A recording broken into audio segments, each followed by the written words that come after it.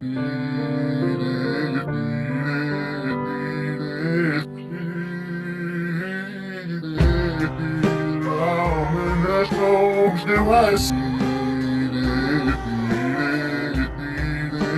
यो guys what's up everyone. कल जब मैं आ रहा था एग्जाम देकर तो मुझे कुछ किडनैपर्स ने किडनैप कर लिया और मुझे अपने अड्डे पर ले गए। मैं आधा घंटा सोचता रह गया ये लोग हैं कौन और मुझे लिए कहाँ जा रहे हैं। फिर वो लोग मुझे एक जंगल में ले गए। अब वहाँ पे उन लोगों ने मेरे घर पर फ़ोन किया, हालांकि मेरे घर का फ़ोन स्विच ऑफ था। फिर मैंने उनसे बहुत ज़्यादा रिक्वेस्ट की, उनके पैर पकड़े और हाथ जोड़े तो उन्होंने मुझे वापस छोड़ने के लिए वैन में बिठा दिया। अब वो लोग वैन लेके जा ही रहे थे, कजियारा आ ही रहे थे कि मेरे पास एक फ़ोन आया। हेलो।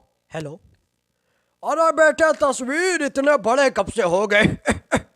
जी आप कौन? मैंने पहचाना नहीं। अरे बेटे, हम हैं चाचा तुम्हारे दूर के, हमजा चाचा। अच्छा, हमजा चाचा, मगर पहचाना नहीं। अरे बेटे, हम वही हैं जो बचपन में तुम्हारे हाथों में जलती हुई सिगरेट लगा दिया करते थे, पे तुम्हारे मंजन लगाया करते थे। मैं मंजन वाले चाचा। ओ ओ हाँ, वही तो है जो मुझे सिगरेट ला के देते थे कैप्टन। हाँ मैं। अच्छा बताइए फ़ोन कैसे किया? बेटे, तुम्हें यह बताने के लिए फ़ोन किया है कि आज हम तुम्हारे घर आ रहे हैं।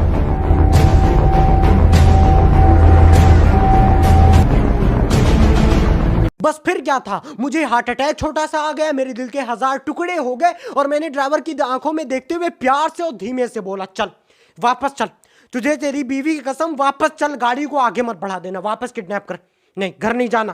हालांकि मेरे साथ ऐसा कुछ नहीं हुआ था, ये बस फालतू की बातें हैं। लेकिन आज मैं बात करने जा रहा हूँ रिलेटिव्स के बारे में, रिश्तेदारों के बारे में। जी हाँ, वही रिश्तेदार जिनको अपने बेटों से ज्यादा तुम्हारी बहुत ज्यादा फिक्र होती है। ये तुम्हें कहीं पर भी मिल जाए, कहीं पर का मतलब कहीं पर, लिटरली कहीं पर भी, तो सोच लेना वहां से भागने में ही भलाई है, क्योंकि वहां पर फिर तुम्हारे सवाल जवाब का सिलसिला चालू हो जाता है और फिर तुम्हारी इज्जत की बिल्कुल भी खैर नहीं रहती है। तो आओ इसी टाइप की वीडियो पर इनकी नजर डालते हैं और बातचीत को आगे बढ़ाते हैं।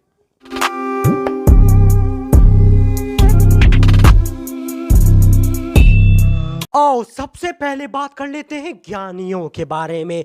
ये ज्ञानी लोग तुम्हें हमेशा ज्ञान देते रहेंगे, भले इनके ज्ञान में 0.1% भी सच्चाई ना हो, लेकिन ज्ञान देना तो इनका काम है।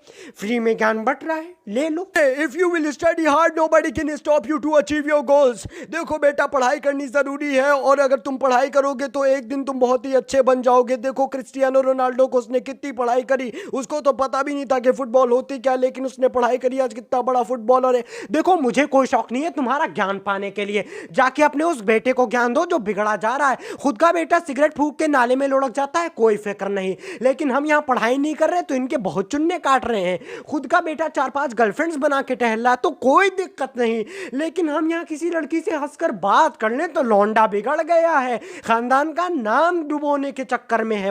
वाह, आपकी सोच को मेरा जूतों से मेरे सलाम है, आपकी सोच को।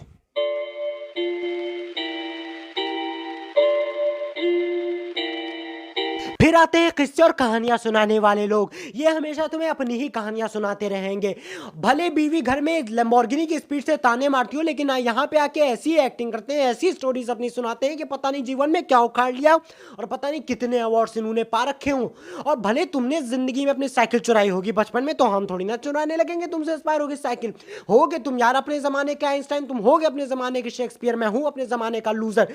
देखो मुझे तुम्हारी बराबरी नहीं करनी है, मुझे अपनी तरीके से जिंदगी जीने तो, लेकिन नहीं नहीं नहीं नहीं नहीं, उसमें उंगली करना जरूरी है। बेटा, जब हम लोग छोटे थे तो हमारे घर में बत्ती नहीं होती थी तो हम जाके सड़क पे पढ़ते थे।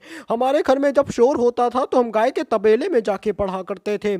हम भैंस के गोबर में और सांड के पाँव के नीचे पढ़ा करते थे। और तुमको सही बताएं, हमारी टीचर मर गई थी फिर भी हम उनके घर गए थे, क्योंकि हमें सिर्फ शिक्षा चाहिए थी। सुबह 4 बजे हम उठ के चले जाते थे, गाड़ी से नहीं, मेरा मतलब है साइकिल से। एक बार तो हम गिर गए थे, हमारा मुंह भी टूट गया था, लेकिन फिर भी हमने पढ़ाई करी। मेरी तरह बनो। बस नहीं सुनने मुझे आपकी कहानी, नहीं सुननी आपकी मुझे सलाह। आपने क्या कैसे पढ़ा और क्यों पढ़ा और किसके साथ पढ़ा, मुझे जानने का कोई शौक नहीं है।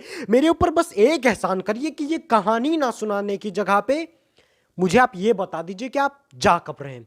मैं बताइए तो मैं आपको 40 रुपए की डेयरी मिल्क ला के खिला दूंगा, लेकिन प्लीज बंद करो ये बकवास अपनी, मुझे नहीं सुननी तुम्हारी कहानी।